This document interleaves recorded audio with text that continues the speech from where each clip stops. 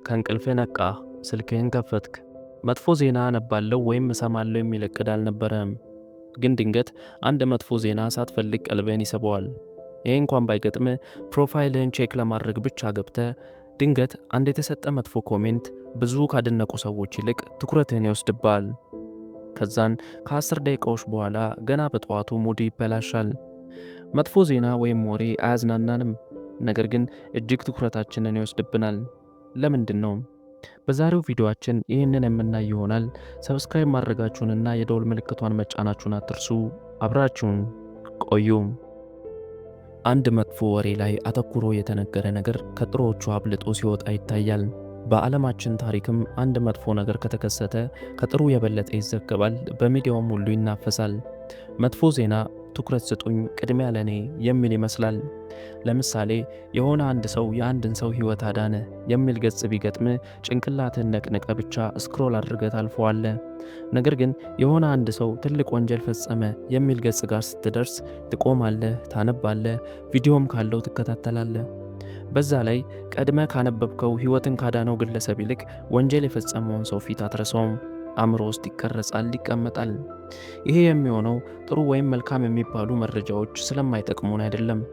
ነገር ግን አእምሯችን ከፊት ለፊቱ ያለ አደጋን ልክ እንደ መዝሙሩ ዜማና ግጥም ሲመለከተው፣ ጥሩ የሚባለው መረጃ ደግሞ እንደ የመዝሙሩ የኋላ ወይም ማጀቢያ ሙዚቃ አድርጎ የመመልከት ዝንባሌ ስላለው ነው።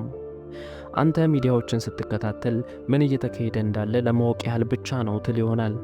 ነገር ግን እንደዛ ማለት መጥፎ ዜና እስክታገኝ ድረስ ስክሮል እያደረግክ እንድታነብ ያደርግሃል። ስለሚያዝናናህ አይደለም፣ ነገር ግን አንድ መጥፎ ነገር ተከስቶ አለመስማትህ እረፍት ስለሚነሳ እንጂ። ይህም ልክ መዝነብ አለመዝነቡን ሳታረጋግጥ ውጪ እንደመውጣት ያህል ነው። ነገር ግን ከተወሰኑ ጊዜያቶች በኋላ መጥፎ ዜናዎችን ከማንበብ አልፈ አእምሮ ሁል ጊዜ መጥፎ ዜና እየጠበቀ ሶሻል ሚዲያዎች ውስጥ እንዲገባ ይሆናል። በቃ ሳታውቀው ሁል ጊዜ አእምሮ መጥፎ ዜና ይጠብቃል። ሶሻል ሚዲያዎችን ስትከፍት መጥፎ ኮሜንቶች እንደሚኖሩ ትጠብቃለህ። መጥፎ ዜናዎችንም አእምሮ እየተላመደው ይመጣል። ተሰምቶ የማያውቅ ጭካኔ ተደጋግሞ መሰማት ይጀምራል።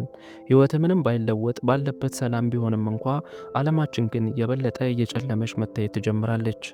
አእምሮ ሁል ጊዜ አሉታዊ ዜናዎችን እየጠበቀ ስለሚገባ ብዙ ጊዜ ሌሎች የሚጠቅሙ መረጃዎችን መከታተል ይከብድሃል። ሶሻል ሚዲያ ደግሞ ነገሩን ያባብሰዋል።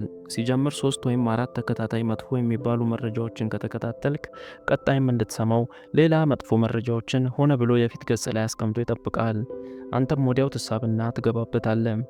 ሶሻል ሚዲያ የቱ ጋር ፖዝ እንዳደረግ፣ የቱ ጋር ደግሞ ኮሜንትና ላይክ እንደሰጠ ምናምን ስለሚከታተል የአንተን ትኩረት የወሰደውን በቀላሉ ማግኘት ይችላል።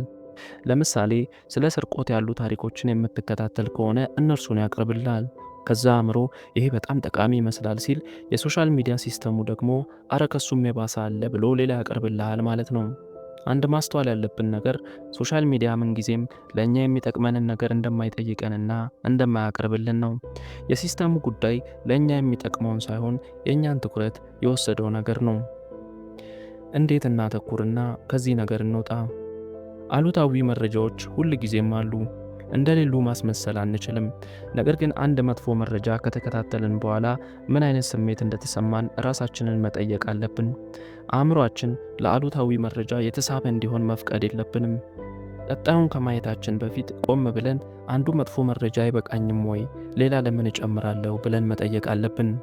አእምሯችን እንደሆነ ምንም ያህል ብንሰጠው ይቀበላል።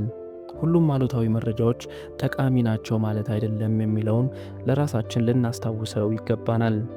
ሌላው ጥሩ የሰሩ ሰዎችን ወይም መልካምና አዎንታዊ መረጃዎችን አብዝቶ መከታተል ነው።